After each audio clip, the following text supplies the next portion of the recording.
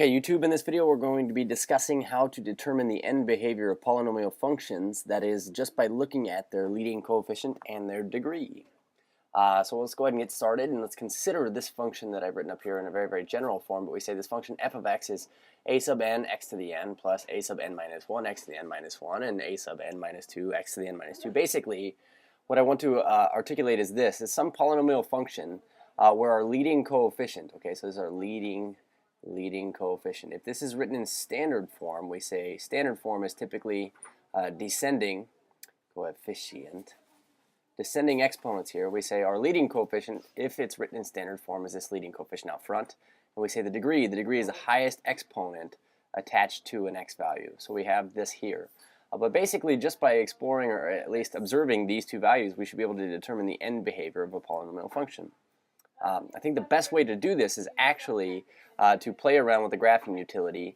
So what we're going to do is this. We're just going to graph some basic polynomial functions, observe the graph, and see if there's anything we can determine about the graph from the equation. So let's go ahead and take a look at a few graphs that I plugged in, starting with this f of x equals x, which of course, if we said f of x equals x, this has a leading coefficient of 1 out front here and a degree of 1 because this is 1x to the first, okay? And so you'll notice in terms of end behavior, I like to start by using a special type of say, notation here. But we say basically, we'd say as our x values are getting really small to the left, that is, as our x values continue to go to the left, what's happening to our y values? And the fact of the matter is this, with polynomial functions, as we continue to go to the left or continue to go to the right, basically our y values are either going to go down to negative infinity, which in this case, as we go to the left, our y values decrease forever and ever, so they approach negative infinity. And as we go to the right, the y values approach positive infinity.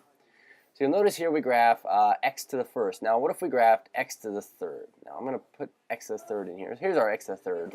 And I just want to point a few things out. Starting with this, our leading coefficient here is also 1. This is 1 x to the third. But you notice here the degree is 3. So the degree on the first one was 1. The degree on this one is 3.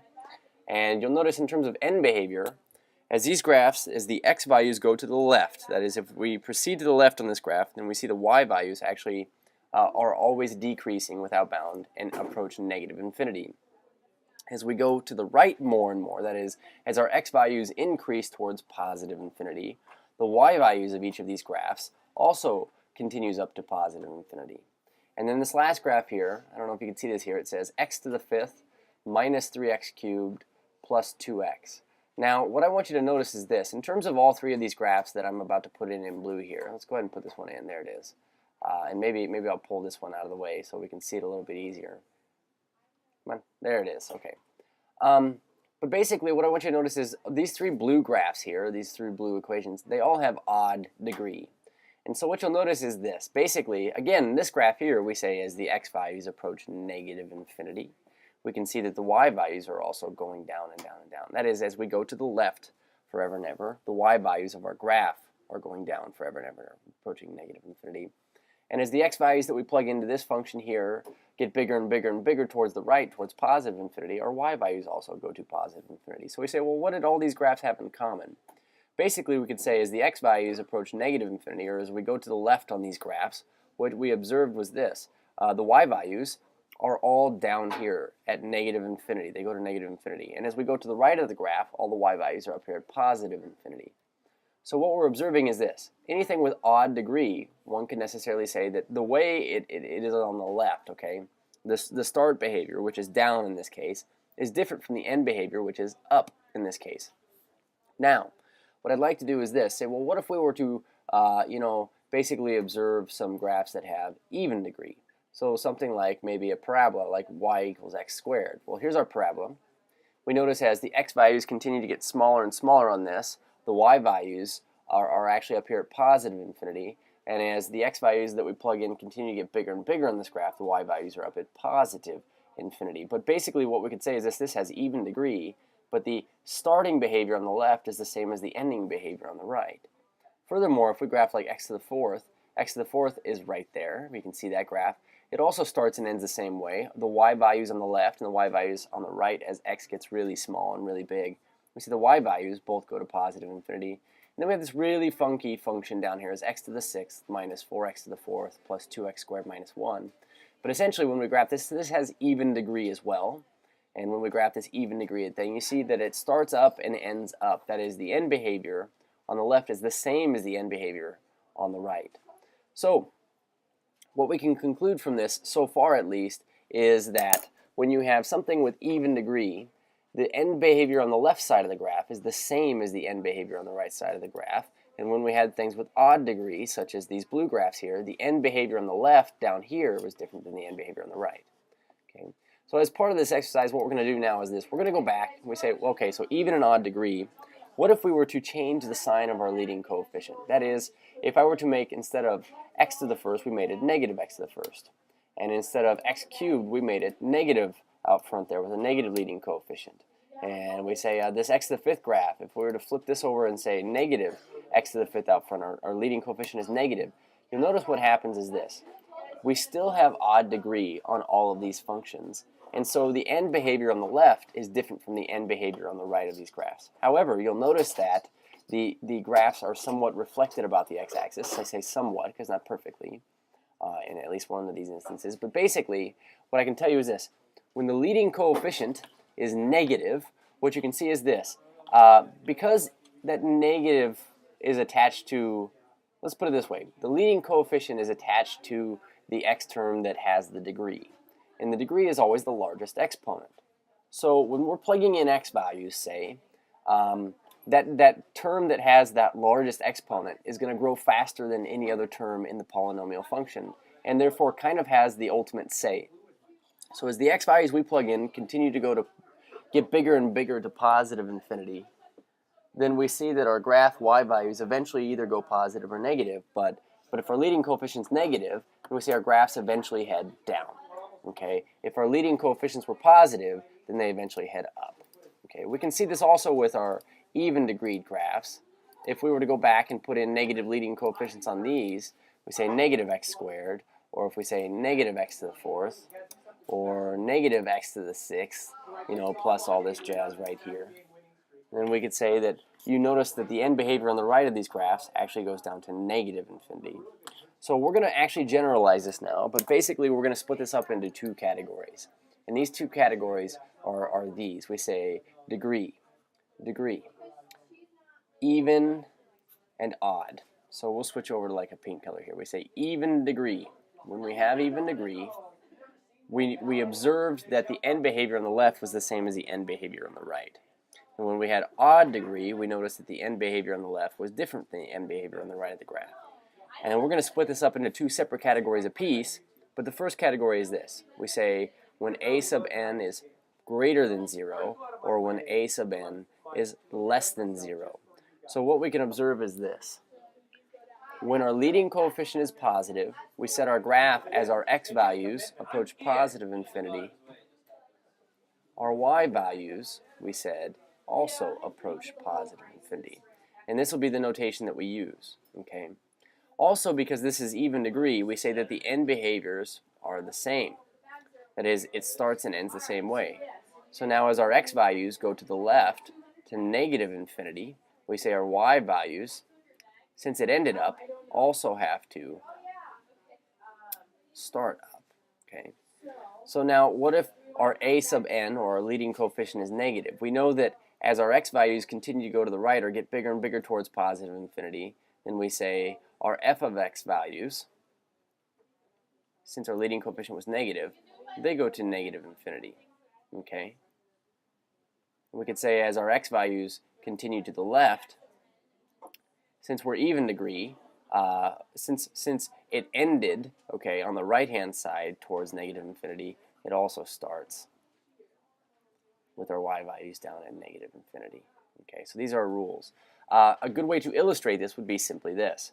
Given a graph of even degree, if the leading coefficient's positive, it ends up. Okay, something like this. And it, who knows what it does here in the middle, but basically even degree means it also started up if the leading coefficient was positive. That is, if a sub n is greater than 0. If a sub n is less than 0, we know that eventually our graph is going to head downhill on the right. So we say a sub n less than 0 basically implies that our graph is going to end down. And because we have even degree, no matter what it does here in the middle, we know it also had to start down. Okay, So even degree means start and end behavior is the same thing, but we want to use this notation here. Now odd degree, if our leading coefficient is positive, we know that our graph, it has to end up. It has to end up. So we say as our x values approach positive infinity, our f of x values also approach positive infinity. As on the right here, basically what we're saying is our graph has to end up because our leading coefficient was greater than 0. And then, since we have odd degree, basically, I don't really care what it does here in the middle. We know that it cannot start the same way that it ends. Okay, so maybe something like that.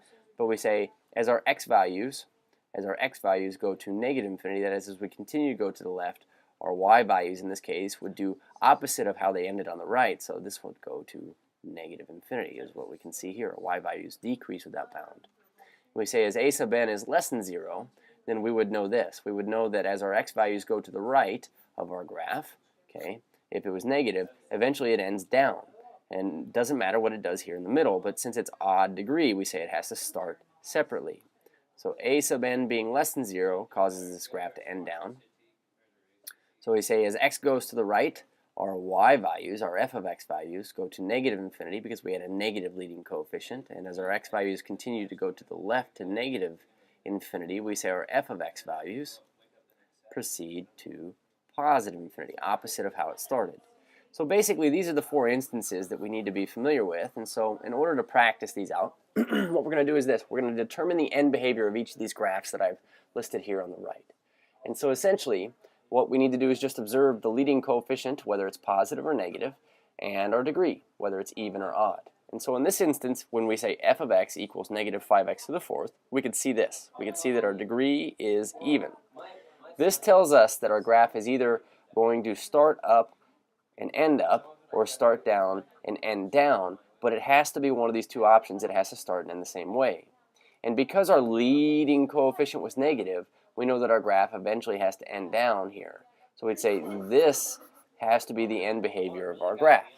Okay, this one right here. It cannot be this one.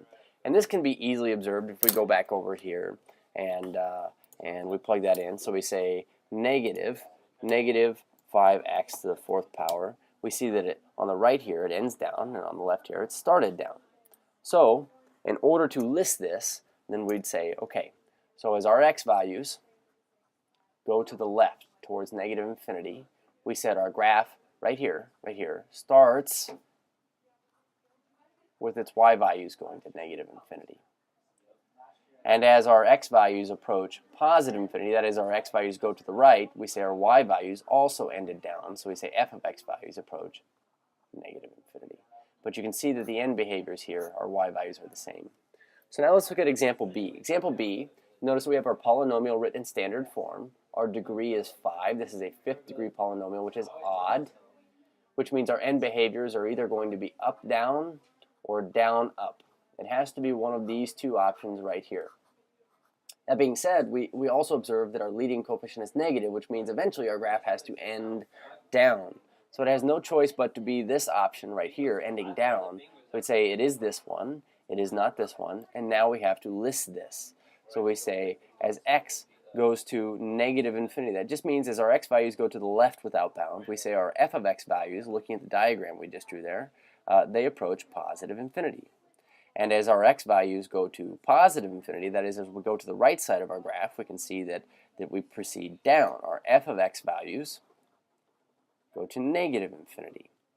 Now this last function is a little bit different, letter C, and the reason why is because you'll notice here, I hope, that this is not currently written in standard form.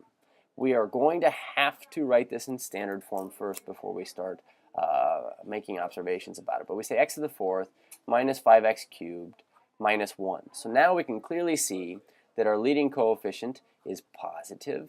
We could also see that our degree, which is 4, is even. Because our degree is even, we either have to start up, end up on our graph, or we have to start down, end down. It's one of these two options. It cannot be both. And we also observe that because our leading coefficient is a positive 1, it had to end up on the right-hand side. So we say, now listing this out, we say as our x values go to negative infinity, our y values, they, looking at this, go to positive infinity.